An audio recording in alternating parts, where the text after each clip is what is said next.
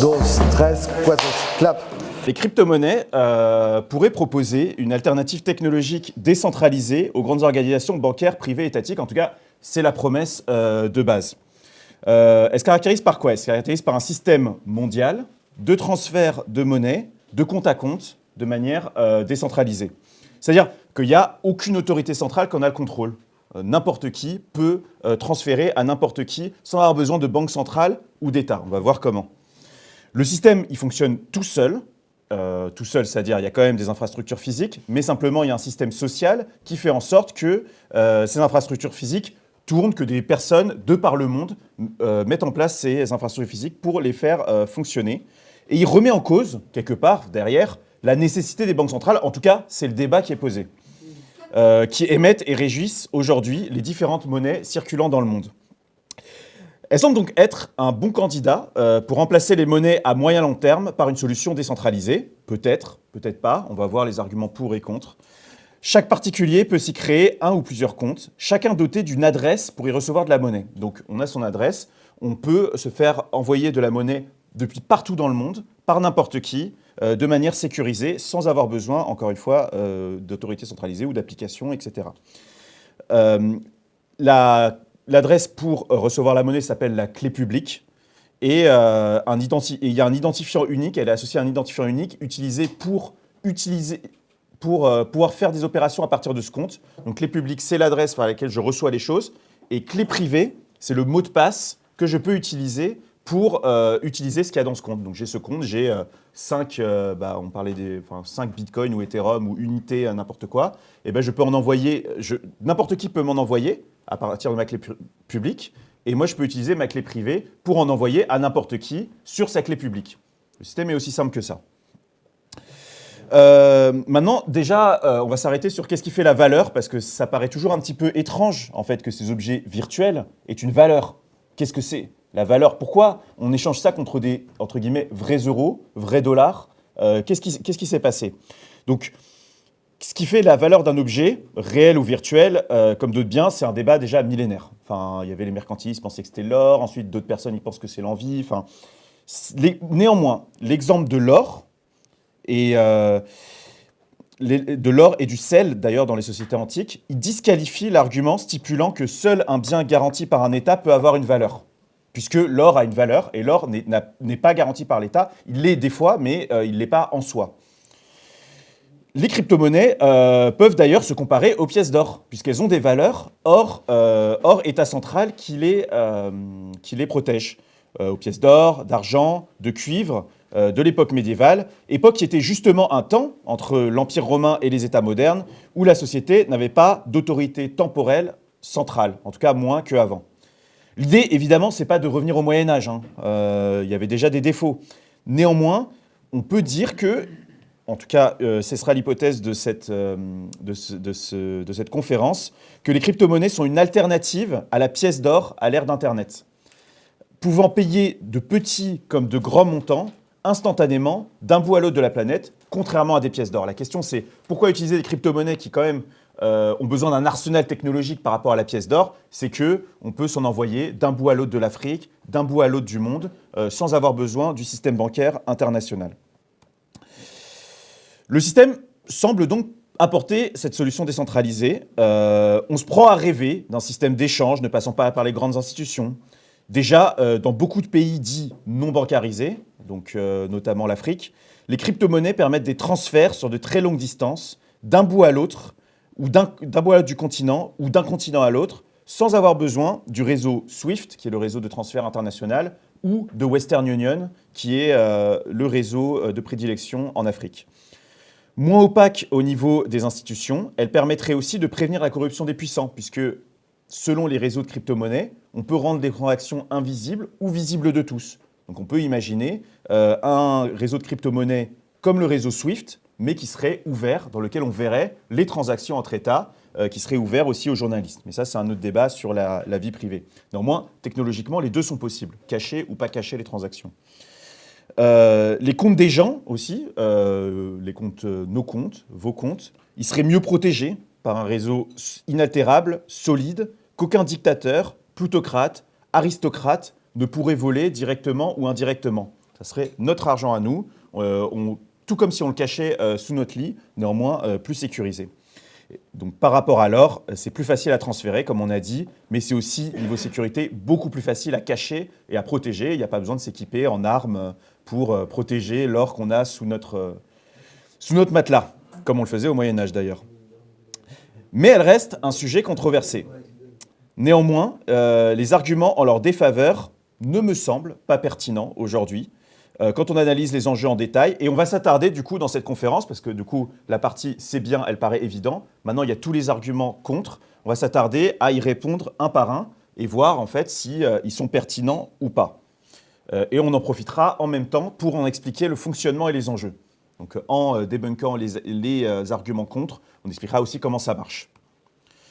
Donc la première critique, c'est celle qui vient en tête à tout le monde, c'est l'aberration écologique. Donc c'est elle nécessiterait ces crypto-monnaies pour fonctionner d'un nombre de ressources en énergie et en matériaux très importants partout dans le monde. On voit des chiffres comme la consommation du Bitcoin consomme autant que tel ou tel pays. Du coup, c'est énorme. Et du coup, on peut se poser la question de l'intérêt d'avoir cette technologie, tout décentralisée qu'elle soit, si elle détruit le monde, ou en tout cas, elle détruit la nature. Pourquoi on fait cette critique ? Donc, pour être décentralisée, cette technologie, elle requiert qu'un nombre important de serveurs, dits des nœuds, des nodes en anglais, de par le monde, conservent le registre entier des comptes individuels et exécutent la totalité des transferts d'argent de manière individuelle et en gardent un historique depuis la création. Donc, ça veut dire que sur chacun des serveurs ou des fermes de serveurs dans le monde, il y a tous les états des comptes de tout le monde, donc tous les comptes de tous les gens de la planète, toutes les transactions. Et en fait, ce que vont faire ces serveurs, c'est se synchroniser entre eux pour maintenir l'état des comptes de tout le monde de manière cohérente et que ça soit le même partout. Déjà, la mémoire, ce n'est pas un problème. La mémoire de stocker toutes les transactions ou tous les comptes. Pourquoi ? Parce qu'au moment où ces lignes ont été écrites, c'est-à-dire le 21 septembre 2023, donc on a préparé vachement en avance ce texte qui était bien sûr destiné dès le départ à être une conférence, l'ensemble des données, l'ensemble de ces données, donc l'ensemble de toutes les transactions faites depuis le début, donc ça s'appelle la blockchain, donc la chaîne des blocs. Les blocs, c'est des blocs de transactions, et la chaîne des blocs, donc c'est la chaîne de ces blocs à la suite. C'est pour ça qu'on appelle ça la blockchain. Du Bitcoin, donc toutes les transactions qui ont déjà été faites, c'est 500 gigaoctets.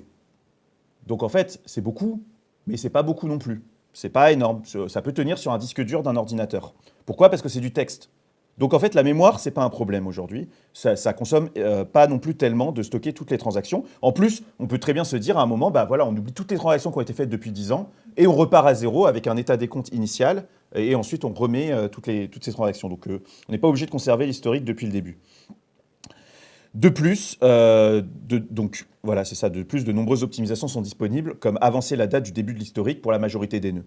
Donc on peut très bien se dire, si jamais à un moment ça fait vraiment beaucoup trop, on dit maintenant la date de départ ça va être 2020, on oublie tout le reste avant, et on prend l'état des comptes le 1er janvier 2020, et on restocke toutes les transactions qui ont été faites depuis. Pourquoi on stocke l'historique des transactions ? C'est pour pouvoir vérifier, pour que tout le monde puisse vérifier de manière décentralisée que personne n'a arnaqué personne, qu'il n'y a pas eu un mauvais... Ouais. Du coup, au bout de 10 ans, si on a envie de refaire des recherches sur quelqu'un qui a peut-être potentiellement escroqué, il n'y a plus, du coup, c'est effacé. Ce qu'on peut faire, par exemple, c'est de dire que toutes les nodes du réseau, elles conservent depuis le 1er janvier 2020, mais il y aurait une archive quelque part qui aurait tout l'historique. Mais il n'y aurait pas besoin de dupliquer l'historique. Ouais. Oui, c'est ça consommerait quand même, mais à un seul endroit. Tu vois, ça serait comme Web Archive, quoi. Enfin, tu vois, un truc comme ça. Je me trompe, mais cette historique du blockchain, pour que le système soit efficace, il ne faut pas qu'il soit répliqué pour chaque instance qui vérifie. Donc, c'est pas 500 gigas au total dans un coin, c'est 500 gigas qui doivent être régénérés à chaque fois que quelqu'un commence à miner pour... c'est exponentiellement plus que 500 gigas, c'est pas... C'est un peu compliqué. En fait, si on vraiment rentre dans le détail, en fait, il y a des nodes light et des nodes hard. Les nodes hard, elles ont tout. Les nodes light, elles n'ont pas tout. Donc, quand une node arrive, oui, elle va tout revérifier quand elle rentre dans le réseau. Enfin, normalement. Ou alors, elle ne vérifie pas, mais à ce moment-là, voilà. Mais elle le fait une fois. Elle le fait une fois, par contre. Donc, Et du coup, on pourrait très bien, si on dit on revient sur le 1er janvier 2020, du coup, la nouvelle node, elle vérifierait que depuis le 1er janvier 2020, et ça serait dans la node archive, qui serait juste une dans le monde qui ferait ça. Mais ensuite, ce serait plus décentralisé s'il y a une node principale archive qui... Ouais. Mais donc, ça... Les transferts d'argent entre particuliers, eux, seraient décentralisés, toujours, parce qu'il y aurait toujours l'état des comptes qui serait répliqué partout.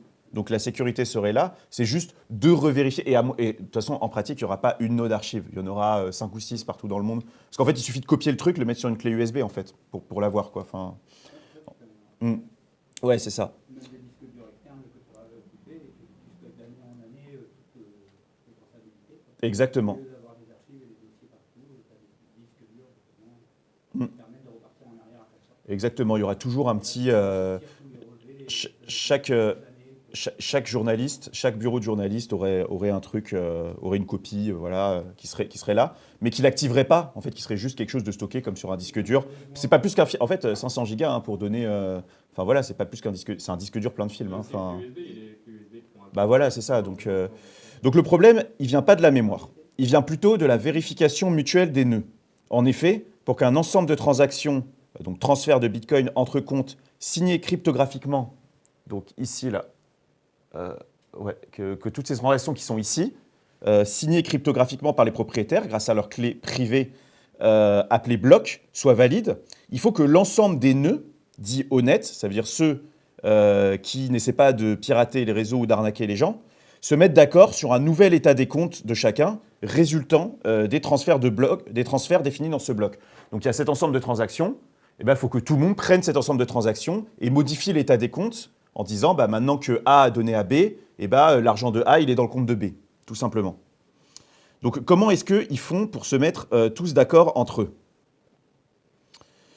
Traditionnellement, la méthode utilisée était celle de la proof of work, donc preuve de travail, c'est-à-dire l'obligation pour un nœud, pour le serveur voulant valider un bloc, donc voulant proposer à l'ensemble des nœuds du réseau un nouvel ensemble de transactions, de fournir une preuve qu'il a travaillé.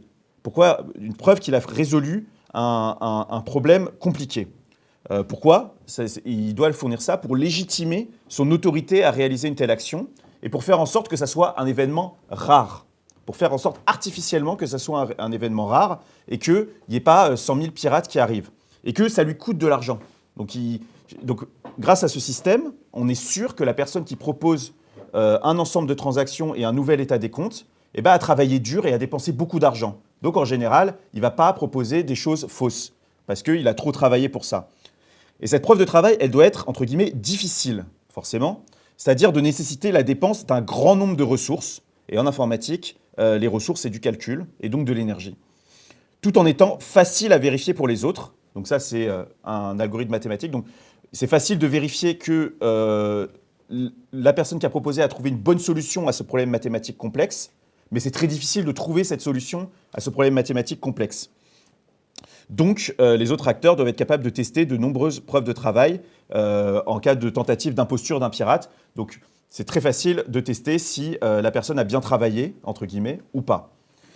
Dans le Bitcoin, la preuve de travail est réalisée en résolvant un problème mathématique ne pouvant être solutionné qu'en essayant un grand nombre de combinaisons jusqu'à en trouver une répondant à un certain nombre de contraintes. Donc en fait, bêtement, ils essayent 100 millions je n'ai pas l'ordre de grandeur, mais 100 millions de solutions à un problème mathématique. Il n'y a pas d'autre moyen. Et du coup, ils sont obligés de dépenser beaucoup de ressources de calcul. Après, ils trouvent cette solution, ils l'envoient à tout le monde et tout le monde dit oui, c'est la bonne solution. La solution à ce problème est ensuite partagée aux autres nœuds qui peuvent facilement vérifier que la solution trouvée répond bien aux contraintes définies par l'algorithme et donc ainsi valider le bloc. La difficulté de ce problème, elle est même ajustée en fonction du temps pour qu'il reste difficile à résoudre, même en tenant compte de l'amélioration générale des capacités de calcul. C'est-à-dire que artificiellement, ils rendent ce problème encore plus dur. Donc c'est encore plus compliqué de trouver une solution tous les X, je me rappelle plus, c'est tous les X années, de manière à ce que ça consomme toujours un max de ressources. Donc bon, c'est pas ouf. Le nœud ayant réussi à fournir une solution se voit récompensé par un certain nombre de bitcoins. Donc si jamais, pourquoi les nœuds ils font ça ? Pourquoi ils dépensent tellement d'argent ? C'est parce que si jamais ils proposent une solution au problème, ils valident un ensemble de transactions validé par les autres, et ben, tout le monde se met d'accord pour te donner un certain nombre de bitcoins à ce bloc-là, qui peut ensuite utiliser pour financer les achats en matériel et en électricité nécessaires pour réaliser ces preuves de travail passées, présentes et futures. Ça marche comme ça un petit peu le modèle économique. Bon, du coup, ça consomme un max, parce que forcément, forcément, par définition, il y a un problème qui ne sert absolument à rien et qui est résolu par ces nœuds. Même si des approches alternatives ont été proposées en introduisant des preuves de travail, entre guillemets, utiles, c'est-à-dire il y a des problèmes mathématiques qui seraient utilisables pour un certain usage, par exemple, je sais pas, la simulation ou d'autres choses. Cette preuve de travail, elle ne peut néanmoins qu'entraîner des gigantesques dépenses d'énergie et de matériel. On peut rêver, mais ce qui s'est passé, c'est qu'il y a eu des fermes qui ont consommé énormément. Et même si beaucoup de cette énergie, selon les promoteurs, elle provient de sources d'énergie renouvelables, car les sources d'énergie renouvelables sont économiquement plus rentables que les sources non renouvelables et que les serveurs peuvent être placés à n'importe quel endroit dans le monde et sont donc souvent dans des endroits où cette énergie est abondante et inutilisée, il est impossible déjà de vérifier, c'est de la pure bonne foi, et en plus de ça, ça ne résout pas le problème de la multiplication du matériel informatique nécessitant d'être fabriqué. Donc tout ça, ça va tourner sur des cartes graphiques qui consomment des terres rares, etc., etc. De plus, en réalité, ce n'est pas vrai, parce que voilà, du coup, c'est un faux argument, parce que le gros des investissements des propriétaires des nœuds, il est fait dans les capacités de calcul, il n'est pas fait dans l'électricité. Donc en fait, une fois qu'ils ont acheté cette capacité de calcul, ce matériel spécialisé, ces cartes graphiques ou du matériel spécialement fait pour résoudre le problème mathématique du Bitcoin, ils ont une forte incitation économique à les faire fonctionner 24 heures sur 24, 7 jours sur 7, parce qu'en fait, la valeur de leur matériel se déprécie au travers du temps de par l'amélioration des capacités de calcul. Donc j'ai acheté ce matériel tout nouveau, il réussit à bien résoudre le problème du Bitcoin pendant un an. J'ai intérêt à le faire tourner toute l'année. Beaucoup, parce que dans 2 ans, le problème il sera plus dur et du coup, il faudra du matériel encore plus neuf. Donc, pour les rentabiliser, en fait, l'incitation, elle est à constamment produire de l'énergie, peu importe sa provenance. Et en fait, l'énergie qui est disponible tout le temps, c'est les énergies carbonées, notamment le charbon. Donc, la décentralisation du réseau le rend difficile à mesurer, mais tout porte à croire que l'impact écologique de la Proof of Work est fortement négatif. Néanmoins, une approche alternative répondant à ce problème est la Proof of Stake. Proof of Stake, preuve de mise, introduite notamment, et du coup elle marche aujourd'hui, en septembre 2022, dans le principal concurrent du Bitcoin qui s'appelle Ethereum. C'est un autre réseau de crypto-monnaies qui est presque aussi gros que le Bitcoin. Donc il a la même taille. Dans cette approche, donc ça a été longtemps théorisé, longtemps c'était des papiers, mais là ils l'ont introduit en septembre 2022 et ça marche. Donc, bon. Dans cette approche, il n'est plus nécessaire de trouver une solution à un problème difficile pour pouvoir valider un bloc. Donc, il y a cet ensemble de transactions et pour le valider, il faut faire autre chose et du coup, pas forcément nécessité de dépenser beaucoup d'énergie pour récupérer la récompense de la validation de blocs sous forme de crypto-monnaie, la même que la Proof of Work. Ethereum, dans notre cas, pour être candidat à la validation d'un bloc, le propriétaire d'un nœud doit, cette fois-ci, miser une partie de ses propres crypto-monnaies. Donc, il a des crypto-monnaies chez lui et il en met sur la table. Il dit, vas-y, je mets un certain montant. Aujourd'hui, le montant, il est fixé à 32 Ethereum. Donc, ça reste cher. 32 Ethereum, c'est 50 000 $, à peu près, au 23 septembre 2022, toujours, quand cette conférence a été écrite. Du coup, pour valider un bloc, je dois miser 50 000 $. Et pour chaque nouvel ensemble de transactions à valider, et donc à exécuter pour modifier l'état des comptes et prendre en compte les virements exécutés, un nœud est choisi au hasard parmi tous ceux qui ont misé ces 50 000 $, ces 32 Ethereum, selon bien sûr le cours de l'Ethereum. Ce nœud exécute la transaction, qui est ensuite vérifiée par les autres nœuds. Dans le cas où la transaction est correctement exécutée, celui-ci, pareil, se voit récompensé par des Ethereum, pareil que la Proof of Work. Néanmoins, donc, il se voit donc récompensé par des Ethereum correspondant aux frais de transaction, ce qui permet d'introduire déjà aussi constamment des nouvelles crypto-monnaies. Donc, ça permet au niveau monétaire de s'étendre et donc d'avoir plus de monnaie à échanger. Dans le cas où il essaie de tricher, alors les autres acteurs du réseau lui confisquent ces 32 Ethereum. Donc en fait, c'est pareil que la proof of work. C'est-à-dire que dans la proof of work, ce qu'ils voulaient, c'était rendre difficile et coûteux le fait d'essayer de tricher. Et bien là, c'est aussi difficile et coûteux d'essayer de tricher parce que tu peux te faire voler tes 50 000 $. Et ça décourage du coup les potentiels pirates. Cette proof of stake, elle comprend de nombreuses subtilités techniques. Parce que ça, c'est vraiment le gros, quoi. Enfin, pour vérifier les transactions exécutées par le nœud miseur choisi au hasard, un comité de validateurs est choisi pour éviter que tous les nœuds ne doivent valider toutes les transactions. Donc il y a des sous-branches du réseau qui valident des sous-parties des transactions. Un mécanisme de consensus est ensuite nécessaire pour propager la décision et la réconcilier avec les autres blocs validés ailleurs.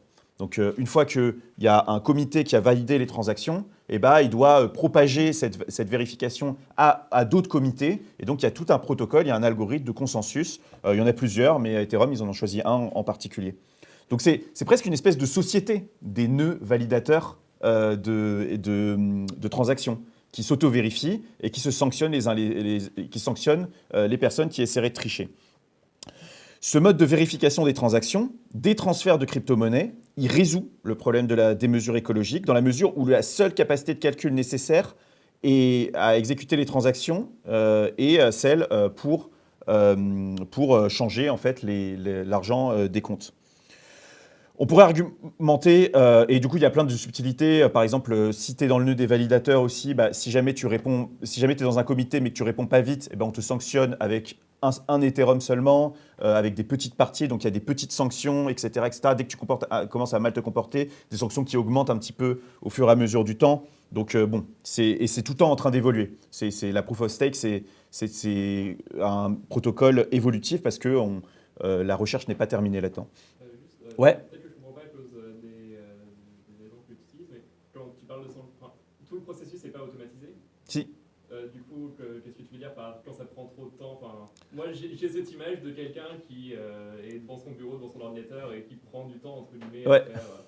Mais si c'est automatisé, comment est-ce qu'il peut être en retard par exemple, tu pourrais avoir t'as ton nœud qui bug, par exemple, tout simplement, qui bug, ou alors tu l'as éteint. Ou alors, tu as enlevé Internet, tu vois. Et si jamais tu fais partie d'un comité de validateurs dans la chaîne, s'il y en a trop, ça peut poser problème. Et donc, comment est-ce que tu décides du comité de validateurs Il y a des algorithmes de consensus, c'est-à-dire du tirage au sort, du hasard, des votes, des choses comme ça, mais pareil, de manière automatisée. Est-ce qu'il y aurait des moyens, par exemple, de game le système en dépensant plus d'argent pour avoir plus de matos, pour avoir une plus grande présence au sein de la blockchain, pour avoir plus de chances d'être sélectionné? Le seul moyen que par lequel tu pourrais faire ça, du coup, c'est pas plus de matos, c'est plus d'Ethereum. C'est d'avoir plein de nœuds, parce que le nœud qui a 32 Ethereum et qui mise 32 Ethereum, ça peut, et d'ailleurs le créateur d'Ethereum, il dit que son rêve, c'est que ça tienne sur un smartphone. Et aujourd'hui, c'est pas encore sur un smartphone, c'est sur un ordi, mais lui, il imagine que ça tienne sur un smartphone. Donc tu peux avoir plein de smartphones avec 32 Ethereum. Voilà. Mais du coup, il faut acheter des Ethereum et c'est pas si tu essaies de game la proof of work, tu dois acheter plein de matériel. Par contre, là, si tu essaies de game le truc, tu dois acheter juste plein d'Ethereum, ce qui pose des problèmes de sécurité. Mais bon, ça, on laisse les algorithmiciens résoudre ces problèmes de sécurité, mais pas des problèmes écologiques. Mais après, il n'y a pas de plateforme pour ça, justement. Comment? Excuse-moi? Ouais. Je ne sais pas si tu peux tourner un nœud de validateur de transactions sur ton téléphone. Par contre, ce que tu peux faire, c'est payer avec ton téléphone. En fait, il y a une différence entre ceux qui envoient les transactions et ceux qui les valident. Ceux qui les valident, ils sont les nœuds du système et ils sont récompensés en Ethereum si jamais ils valident bien. Donc, ils gagnent de l'argent, ce qui leur permet de financer leur... Ouais, il y a un phénomène, c'est même un phénomène d'intérêt naturel en fait. Comme quand on prête de l'argent. Ouais. C'est pas problématique parce que je sais pour les bitcoins, un des problèmes qu'il y avait eu, c'était beaucoup de gens, et surtout beaucoup de gens qui avaient profité de la crise financière en 2008, étaient allés dans les bitcoins au tout début quand ça venait de commencer, donc ils ont pu avoir plus de bitcoins, donc ils ont pu avoir plus de matos pour en miner plus, et il y avait un certain déséquilibre qui mettait en... Il n'y aurait pas un peu le même problème avec les Ethereum, où si tu étais un des premiers à investir, tu as plus d'Ethereum, donc tu as plus de poids dans ces transactions. Non, mais c'est une critique qui est faite. Il se trouve que là, non, mais ça pourrait. Ça pourrait tout à fait. Ça a un rapport effectivement avec la distribution du capital Ethereum au travers. En tout cas, ce que disait le fondateur, c'était que. Après, bon, lui, il défend son bout de pain, mais bon, c'est quand même intéressant. Il disait que justement, ça l'avait aidé parce que Ethereum était en proof of work avant. Donc le fait que ça a été en proof of work pendant très longtemps, en fait que les gens qui ont gagné de l'Ethereum, c'était pas forcément les gens du début. C'était des gens qui avaient déjà investi beaucoup d'argent dans le matos, etc. Donc la proof of work, bon, c'était pas bien écologiquement, mais ça avait quand même permis de répartir un peu la valeur autrement qu'avec les personnes qui en avaient au début. Et du coup, ça a permis de fluidifier ensuite la proof of stake, paradoxalement. Donc voilà, il s'est servi un peu de ça, selon lui. Mais effectivement, de toute façon, c'est quelque chose sur lequel il faut faire attention. Et ça, c'est sûr. Néanmoins, après, l'argument final, c'est imagine, moi, j'ai la moitié des Ethereum. J'ai la moitié des Ethereum et du coup, je peux game le système. Je suis très riche. Pourquoi je gamerais un système? Parce que le moment où quelqu'un essaie de hacker le système, la valeur de l'Ethereum s'effondre. Et donc, je suis plus riche. Donc, en fait, plus tu as d'Ethereum, plus tu as intérêt à que le système il marche bien, justement. Donc, il y a un peu aussi ça, cette incentive inverse. Enfin, voilà. Pour l'empreinte écologique, on pourrait argumenter sur le fait que c'est déjà trop. On pourrait dire, déjà, rien que sur un ordi, c'est déjà trop. C'est moins que projeter un film, mais il y a des gens qui pourraient dire ça. Néanmoins, cette dépense en ressources est à comparer aux dépenses en ressources actuelles du système bancaire international pour protéger ses biens, les coffres-forts, transferts de billets ou frais de sécurité, ainsi que, et surtout, celles liées à ces divers abus du fait que toutes les transactions ne sont pas publiques, la corruption, etc. En fait, ça ressemble de plus en plus à une communauté d'agents devant se mettre d'accord sur un état des comptes suite à des transferts d'argent déclarés sur le principe de la négociation permanente soumise à des règles et automatisée. La règle des 32 Ethereum permet de discriminer ceux qui peuvent jouer le rôle de banquier temporaire et ceux qui ne le peuvent pas, tout en réduisant quand même fortement la barrière à l'entrée par rapport aux autres systèmes bancaires. Donc c'est vrai qu'il faut avoir 50 000 $ pour devenir soi-même banquier. Néanmoins, dans tous les autres systèmes, il faut beaucoup plus que 50 000 $. Donc c'est déjà mieux. Et le but, c'est de baisser cette barrière. Donc ils ont pour but de baisser cette barrière, mais il y a ces problèmes de garantir la sécurité du système. Et du coup, il y a toujours des débats sur est-ce qu'on devrait la baisser, est-ce qu'on ne devrait pas la baisser, et si on la baisse, à quel montant. Y compris celui de la proof of work, la barrière à l'entrée est quand même plus basse que celle de la proof of work, parce que même si on veut rentrer sur la proof of work, ça nécessite des investissements colossaux, un grand data center, des énormes cartes graphiques, etc. etc. Les agents sont ici des programmes informatiques soumis à des règles, mais on pourrait imaginer le même système avec des banquiers humains exécutant des instructions et se vérifiant entre eux, même si en pratique, le temps nécessaire au traitement d'une transaction rendrait ce fonctionnement inadoptable pour la vie de tous les jours, ou alors obligerait les gens à se professionnaliser et de créer au XVIe siècle des banques, tout simplement. Donc bon. Néanmoins, donc en fait, c'est l'automatisation des banques, la proof of stake, c'est ça l'automatisation du banquier. Néanmoins, de tels systèmes existent avec les objets précieux, comme les œuvres d'art. Donc il y a déjà aussi des systèmes humains dans lesquels les personnes se valident et valident les transactions. Dans les œuvres d'art, par exemple, où plusieurs autorités d'un peu partout, elles tracent la provenance et valident les transferts.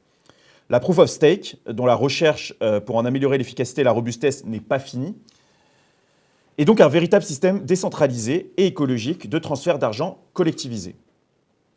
Et qui marche, en tout cas, depuis septembre 2022. Deuxième critique. Risque dû à l'incontrôlabilité. Le deuxième reproche qu'on leur fait est lié à leur nature décentralisée. En effet, l'absence d'autorité centrale régulant ce type de monnaie présenterait plusieurs risques liés à leur incontrôlabilité. Le premier sous-cas, c'est le risque lié à leur potentielle utilisation par des groupes terroristes, par des criminels. Sur ce point, il convient de comprendre les éléments qui changeraient par rapport au système actuel.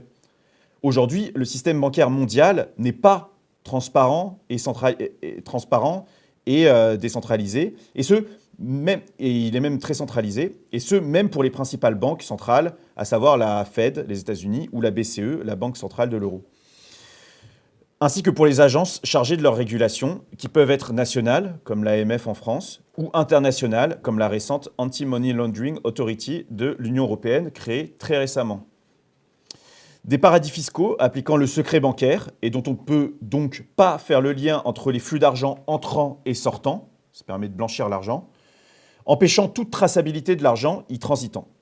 Pire que cela, pour des raisons pratiques, ces paradis fiscaux n'ouvrent leurs portes qu'au-delà d'un certain montant et donc n'apportent leur opacité qu'aux grands détenteurs de capitaux.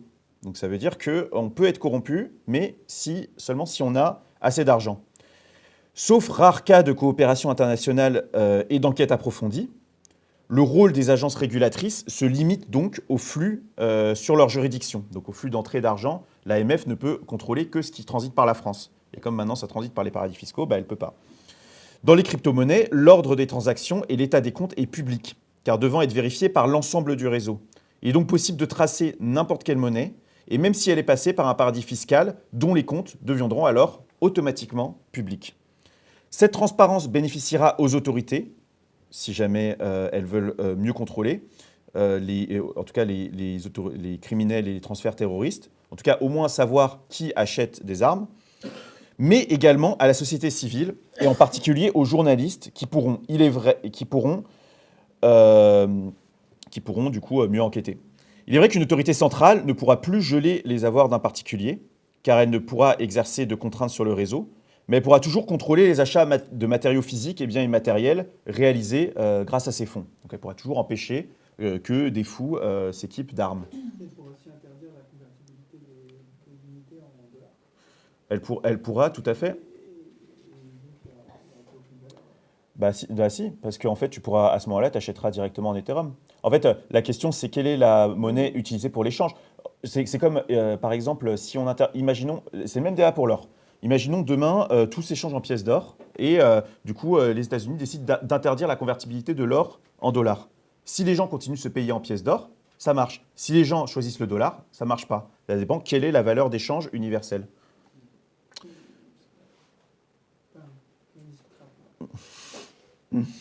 Mais ouais, c'est un grand débat. Mais c'est vrai qu'aujourd'hui, en tout cas, les crypto-monnaies sont adossées au dollar. Aujourd'hui, elles le sont. Néanmoins, on se prend à rêver qu'elles ne le soient pas un jour. Le deuxième sous-risque est celui d'une crise, donc le deuxième sous-risque est celui d'une crise qui serait incontrôlable par les banques centrales, de par le fait que la compétence de création de monnaie leur serait retirée. Au-delà de la pertinence des théories financières passées, actuelles ou futures, qui sont en constante discussion et peuvent évoluer, on peut à minima expliquer que le système actuel de stabilité financière est tout à fait possible avec les crypto-monnaies. Parce que je veux revenir sur le fait que les transactions sont publiques, donc il est possible aussi de les rendre privées. Hein. Il est possible d'avoir un réseau de crypto-monnaies qui les rend privées. Néanmoins, le choix est donné. Il est possible d'avoir des crypto-monnaies dans lesquelles toutes les transactions sont publiques. Donc ça, c'est un choix. Si on veut la transparence, à ce moment-là, ce sera ça. Il y a des désavantages à la transparence qui sont évidemment de pouvoir retrouver des personnes qui seront considérées comme criminelles mais qui ne le sont pas réellement. Et ça, c'est plus lié c'est plus un problème de justice qu'un problème technique.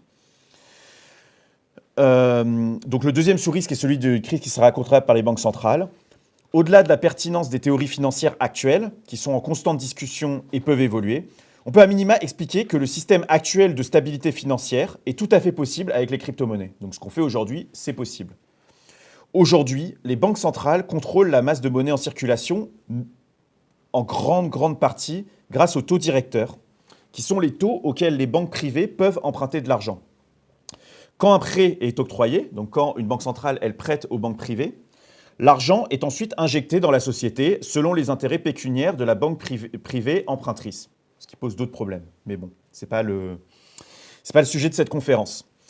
Ce mécanisme permet de s'assurer de la monnaie et que la monnaie ne se dévalue pas trop, inflation, conduisant à la ruine des épargnants. Donc si l'argent perd sa valeur, plus personne n'a d'argent et malheureusement, ça profite surtout aux riches, parce que c'est surtout les riches qui peuvent acheter des biens qui ne sont pas soumis à l'inflation, comme les biens immobiliers ou les grosses machines.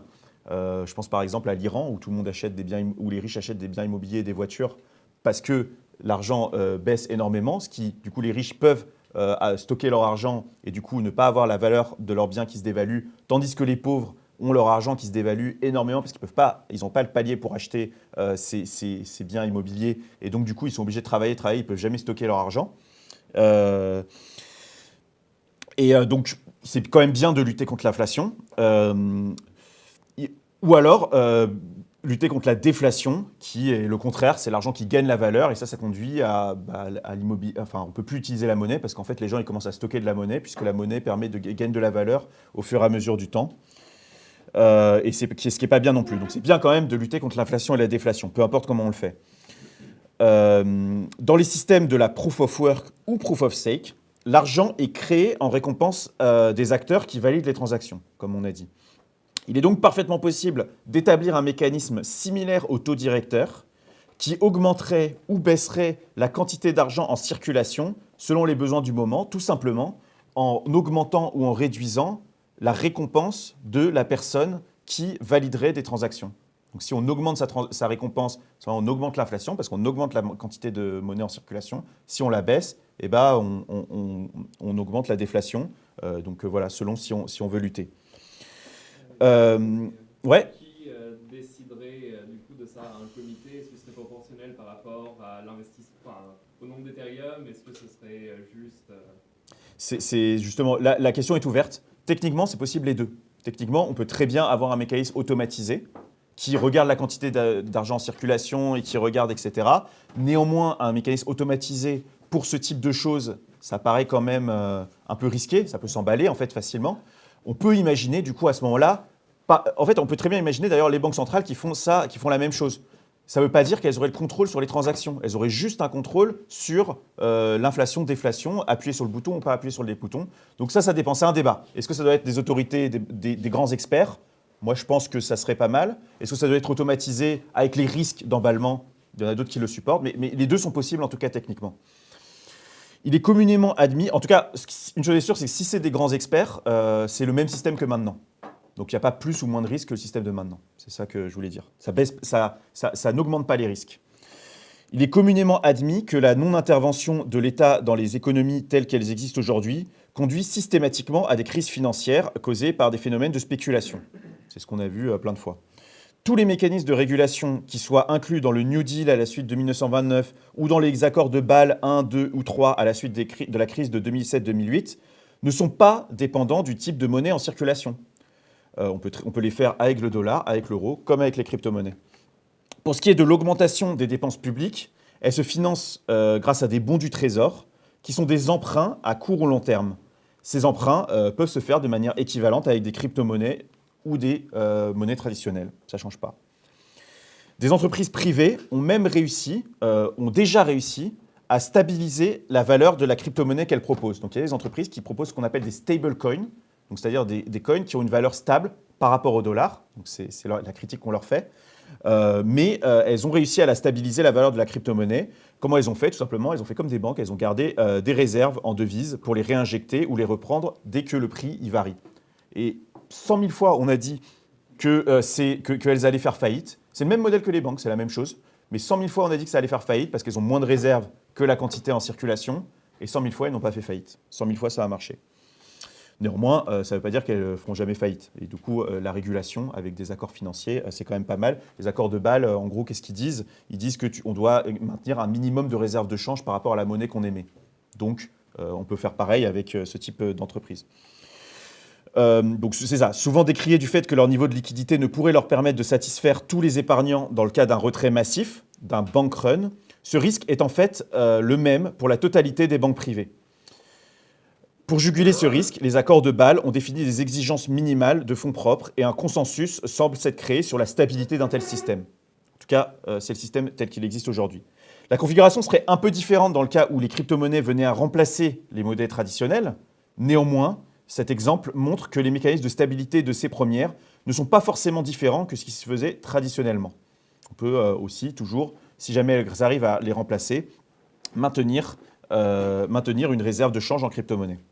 Enfin, il faut de toute manière encourager la multiplication de théories de la stabilité financière dans un contexte de création et de gestion décentralisée, parce que les théories qui existent aujourd'hui sont surtout faites par rapport à des monnaies émises par des États. Cette recherche doit se focaliser sur l'amélioration et la robustesse de ces systèmes technico-humains, et pour que cette, entre guillemets, équivalence générale de Marx soit plus sous contrôle d'une autorité, ne soit plus sous contrôle d'une autorité centrale corruptible et qui peut abuser de sa position. Et si elle n'abuse pas, du coup, si elle ne veut pas abuser, elle ne verra pas d'inconvénient à ce qu'on passe aux crypto-monnaies. Troisième critique, et je terminerai ma conférence là-dessus, le fait que ça ne soit pas vraiment décentralisé. Donc on a vu des doutes qui sont régulièrement levés sur la nature véritablement décentralisée du système. D'ailleurs, c'est la question qui venait d'être posée.